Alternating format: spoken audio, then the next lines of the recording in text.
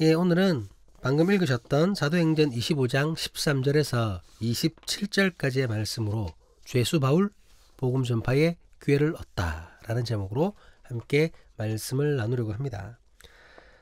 조금 앞부분을 정리를 하자면 3차 전도 여행을 마치고 예루살렘을 방문한 바울은 유대인들에게 고발을 당하게 됐습니다. 고발의 내용은 바울이 이방인을 성전에 데리고 들어가서 성전을 더럽혔다라는 것이었습니다. 하지만 이것은 사실이 아니었죠. 거짓 주장이었기 때문에 이에 관한 명확한 증거도 증인도 없었습니다. 그저 바울을 잡고 모함하고자 했던 것이었죠. 그렇기 때문에 바울의 누명은 금방 벗어질 것 같았습니다. 왜냐하면 아무런 증거가 없으니까요. 증인도 없고 그들이 내세웠던 증인들도 다 가짜였잖아요. 하지만 그렇지 못했습니다. 생각하고는 달랐다라는 거죠. 바울은 자신이 하지도 않은 일 때문에 예루살렘과 가이사라로 이동하며 로마 천부장, 총독 벨릭스, 그리고 신임 총독 베스도에 이르기까지 2년이 넘는 기간 동안 재판을 받아야만 했습니다. 물론 2년 내내 재판을 받은 것은 아니었습니다. 하지만 결론 나지 않은 재판이 2년 넘게 질질 끌렸다는 거죠. 시간이 지나도 바울을 고발했던 그 유대인들은 바울을 죽이겠다는 그 마음을 버리지 않았고 바울도 그대로 누명을 쓴 채로 죽을 수는 없는 소명을 가지고 있었습니다. 그래서 결론 나지 않았던 이 지루한 재판이 계속해서 이어졌던 것이죠.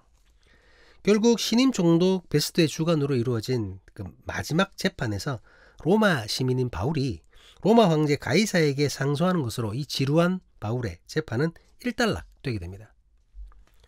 이제는 예루살렘이나 가이사라가 아닌 로마로 가서 로마 법정에서 시시비비를 다투게 됐다는 거죠. 이제는 예루살렘이나 가이사라에서 뭔가 따질 일이 없게 됐습니다. 그곳을 떠나면 되게 됐죠.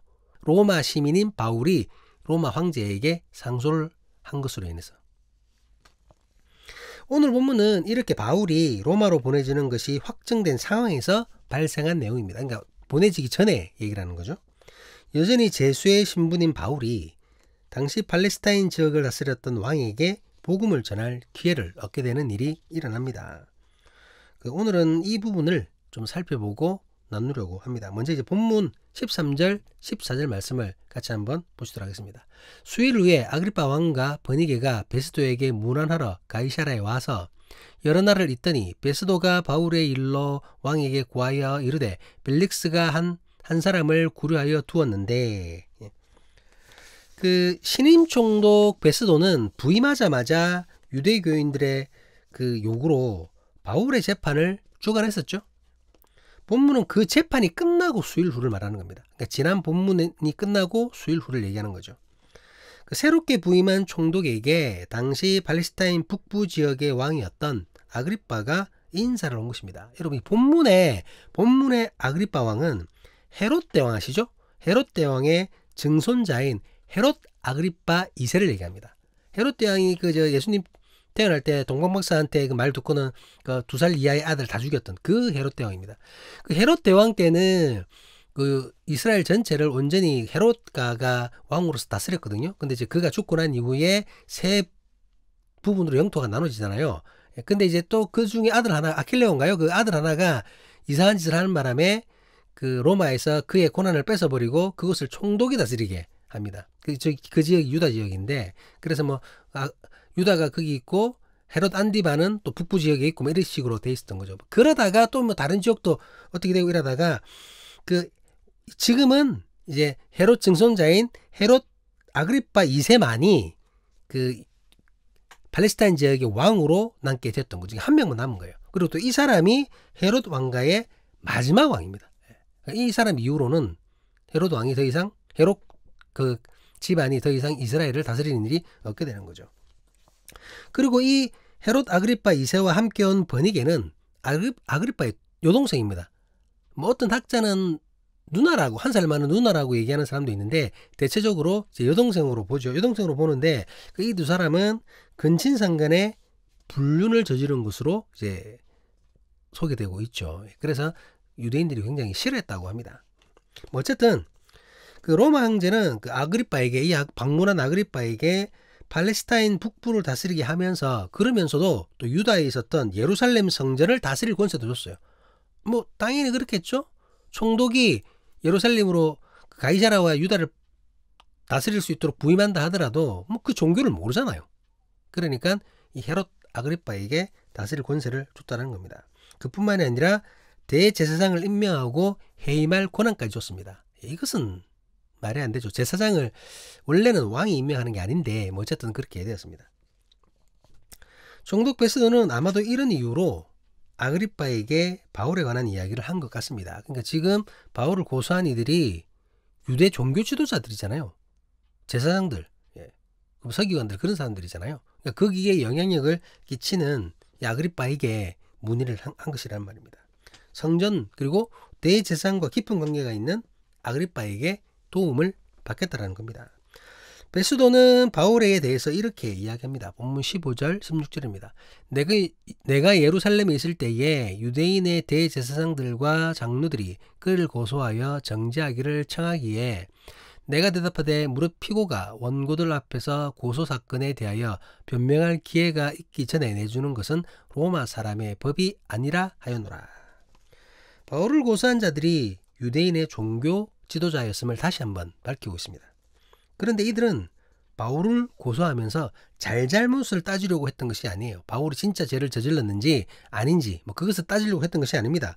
그냥 막무가내로 바울의 유죄를 주장했고 죄를 저지른 게 분명하다는 겁니다. 그래서 그에게 벌을 주어야 된다고 억지를 부르고 있어요. 정죄할 수 있도록 허락하소서라고 한 겁니다.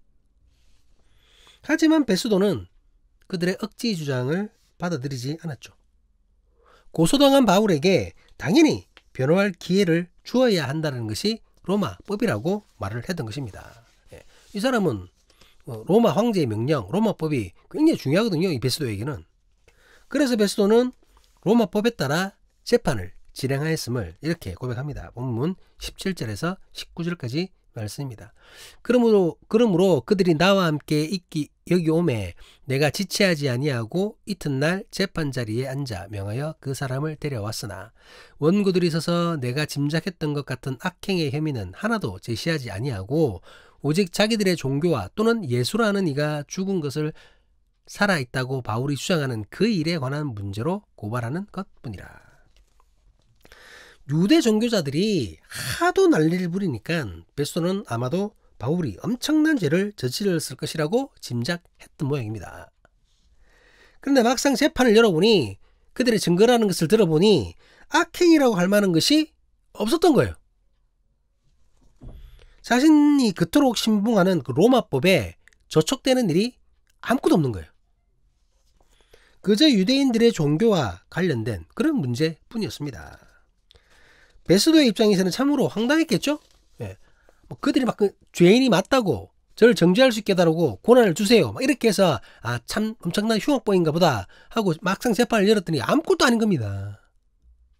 얼마나 황당했겠습니까? 거기다가 남의 나라 종교에 관한 것이니 베스도가 어떤 결정을 내리기도 상당히 곤란한 거예요. 잘 모르니까. 본문 20절에서 22절까지 말씀을 같이 한번 보시도록 하겠습니다. 내가 이 일에 대하여 어떻게 심리할지 몰라서 바울에게 묻되 예루살렘에 올라가서 이 일의 신문을 받으려느냐 한즉 바울은 황제의 판결을 받도록 자기를 지켜주기를 호소하므로 내가 그를 가이사에게 보내기까지 지켜두라 명하였노라 하니 아그리빠가 베스도에게 이르되 나도 이 사람의 말을 듣고자 하노라. 베스도가 이르되 내일 들으시리이다 하더라. 그 남의 나라 종교에 관한 일이니 어떻게 심리하고 판결을 내려야 될지 막막했던 거예요. 모르겠다는 겁니다, 여러분. 그래서 바울에게 예루살렘으로 가서 거기는 이제 종교 지도자들도 있고 예루살렘 성전도 있으니까 바울이 죄를 저질렀다는 성전도 있으니까 거기 가서 좀 현장에 가서 확실하게 재판을 받으면 어떨지 물어봤다라는 거예요. 근데 여러분 이 말은 지금 기억나실지 모르겠는데 우리가 나누었던 9절의 기록과는 좀 다르죠. 25장 9절에는 베스도가 유대인의 마음을 얻고자 바울을 예루살렘으로 데려가려고 했다고 그렇게 기록되어 있어요.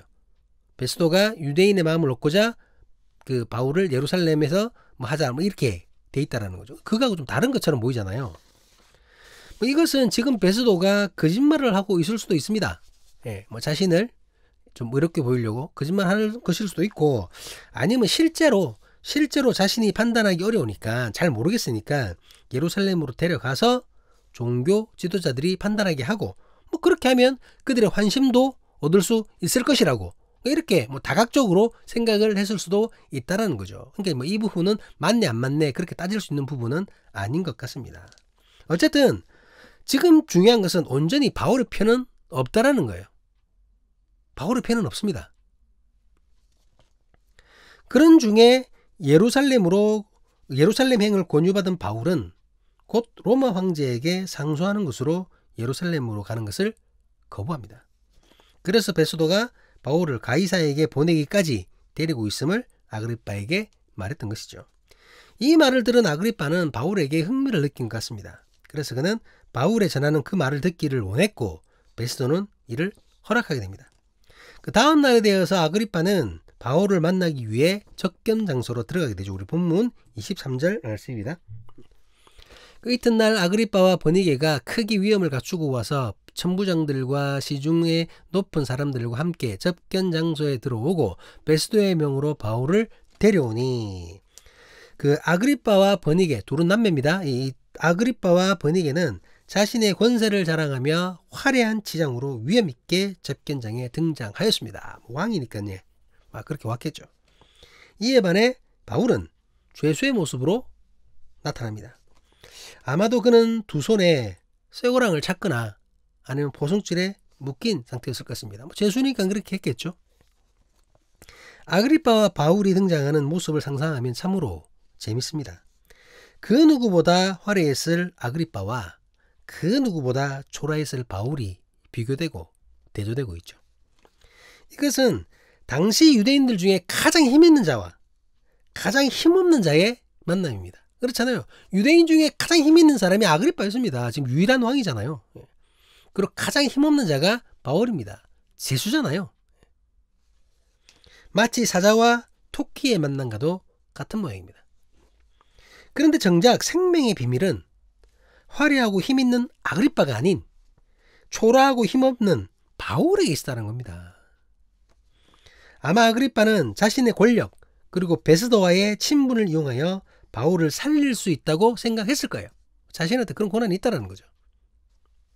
그리고 그것을 과시하고 싶었을 것입니다. 실제로 그것은 가능한 일입니다. 하지만 진실은 달랐죠. 참된 생명은 아그리빠가 아닌 바울에게 있었습니다. 아그리빠는 자신의 영혼이 진정으로 구원을 받아 영원한 생명을 얻기 위해서는 이제 바울이 전하게 될 그 복음, 그 놀라운 그리스도의 도를 듣고 받아들여야만 한다는 사실을 전혀 알지 못했을 것입니다. 당연히 모르죠. 아그리빠와 바울은 겉으로 보이는 모습과는 완전히 다른 영적 상황에 놓여 있었던 것입니다. 가장 힘있어 보이고 가장 화려하게 보이는 아그리빠이지만 그에게는 생명이 없습니다. 가장 초라하고 가장 힘없이 보이는 바울이지만 그에게 참된 생명이 있었다라는 것이죠. 이제 사람들이 다 모이고 베스도는 다시 한번 바울의 재판에 관해서 설명을 합니다. 본문 24절 25절 말씀입니다. 베스도가 말하되 아그리빠 왕과 여기 같이 있는 여러분이여, 당신들이 보는 이 사람은 유대의 모든 무리가 크게 외치되 살려두지 못할 사람이라고 하여 예루살렘에서와 여기서도 내게 청원하였으나 내가 살피건대 죽일 죄를 범한 일이 없더이다. 그러나 그가 황제에게 상소한 고로 보내기로 결정하였나이다. 자신이 합당하게, 베스도는 지금 자신이 합당하게 잘 살펴서 바울이 억울한 누명을 쓰지 않게 하려고 했던 것처럼 그래 말하고 있잖아요. 그렇잖아요. 베스도의 말은, 이런 말은 큰 틀에서는 틀리지 않습니다. 하지만 이것은 결과론적인 얘기죠. 만약 바울이 로마 시민이 아니었다면 어떻게 됐을까요? 그래서 황제에게 상소하지 못했었다면 어떻게 되었겠습니까? 아마도 바울은 벌써 예루살렘으로 강제 이송이 되어 그곳에서 불리한 재판을 받았을 것입니다. 그리고 고소했던 유대 종교자들의 바램대로 흉악범이 되어 벌을 받았을 것입니다.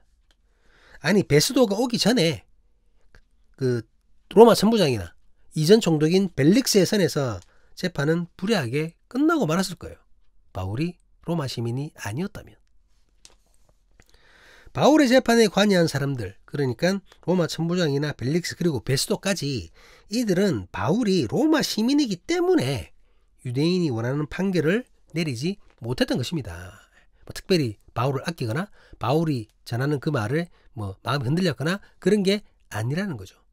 이것 또한 자신들의 이익과 관련된 것이었어요.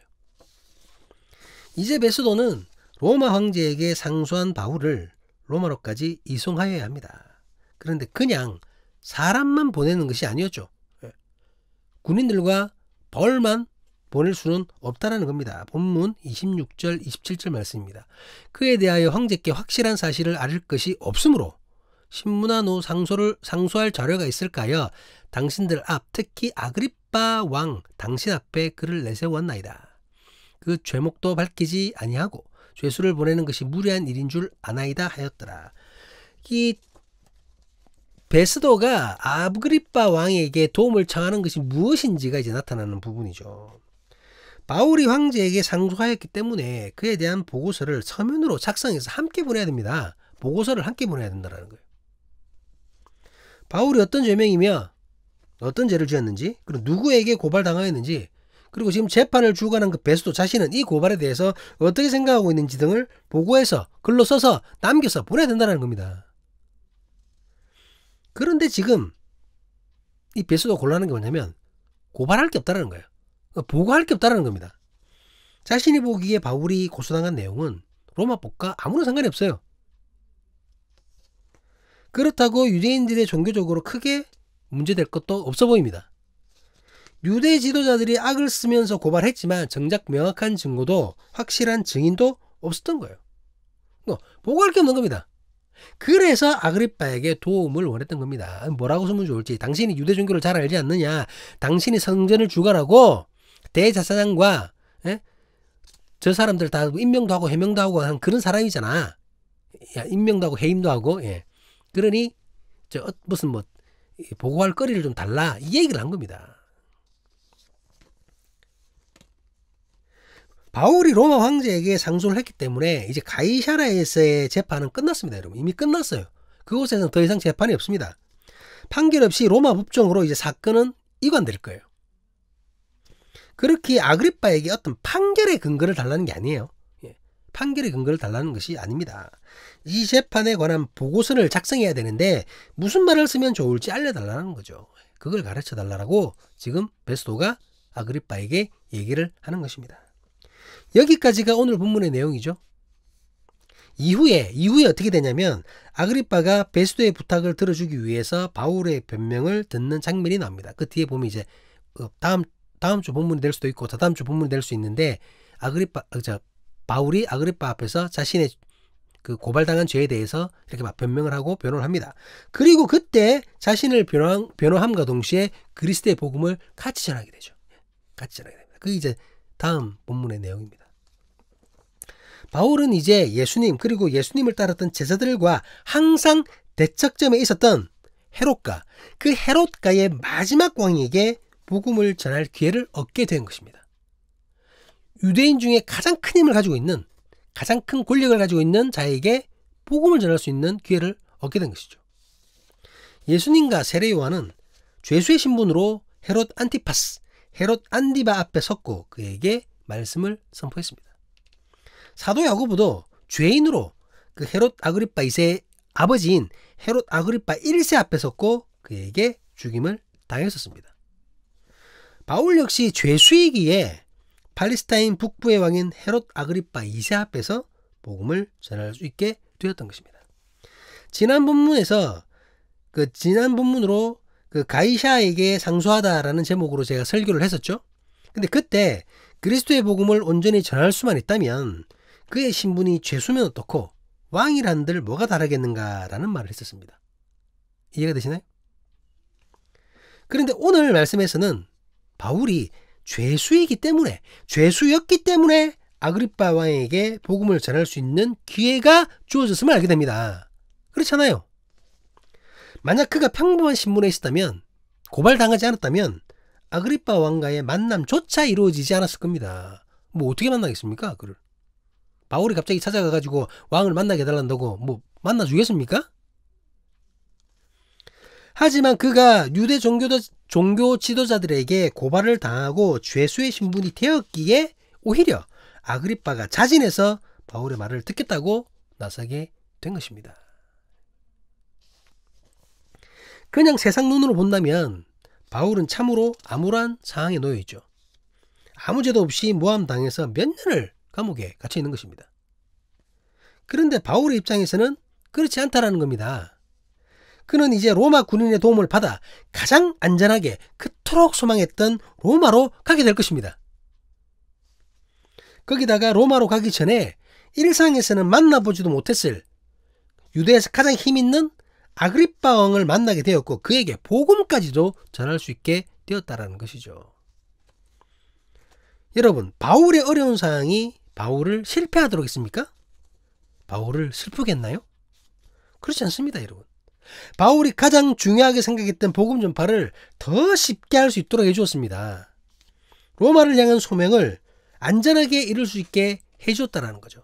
자유인이었을 때는 생각지도 못했던 일들이 죄수가 되는 바람에 더 잘 풀리게 된 것입니다. 사랑하는 사람의 교회 신앙 공동체 여러분, 지금 눈에 보이는 나의 현실, 암울한 그 상황이 나의 모든 것을 결정짓는 것이 아님을 잊지 마시기 바랍니다. 오늘의 어려움은 반드시 내일의 실패를 의미하는 것이 아닙니다. 내가 오늘 실패했다고 내일 또 실패하는 것이 아니라는 겁니다.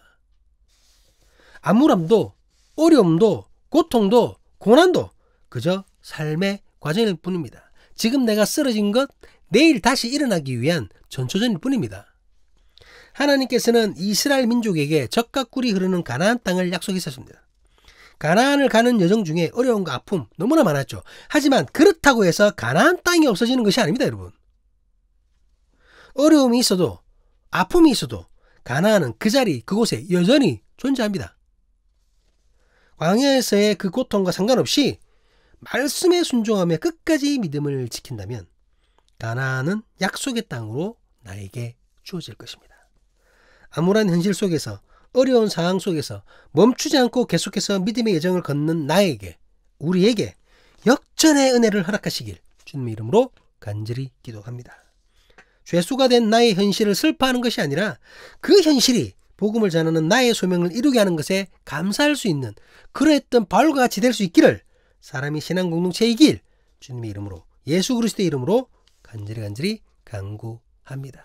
오늘 넘어진 나를 바짝 들어서 일으키실 주님의 그 사랑을 기대하는 우리가 될 수 있기를 주님의 이름으로 간절히 기도합니다. 기도하시겠습니다.